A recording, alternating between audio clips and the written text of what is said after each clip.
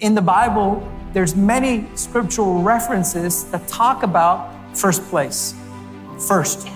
All of us know Matthew 6:33, which is seek first the kingdom of God and his righteousness. Those were the words of Jesus as he's teaching the disciples. He says, in my kingdom, I want my disciples to live their life focused on me, on the kingdom.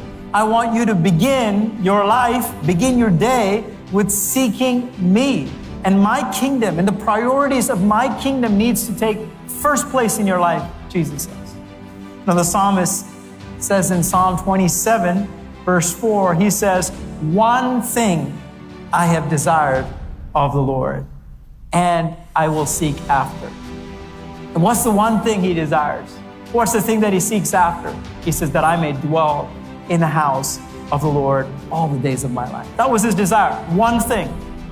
This is what I ask every day. Lord, I'm beginning this day with this one request. I want to know you more. I want to experience you in a greater measure in my life. That's what the psalmist was praying for. In Philippians chapter 3, Paul, the apostle, also says that word, which is one thing, he says. He says, but one thing I do, he says. What's the one thing I do?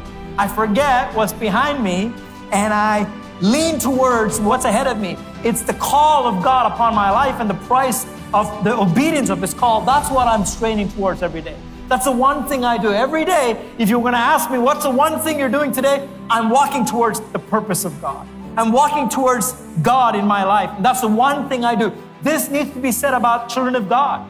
When we talk about our life, our priorities, what we spend our time with, it needs to be God takes a great big portion of the pursuit of my life and all the things in my life.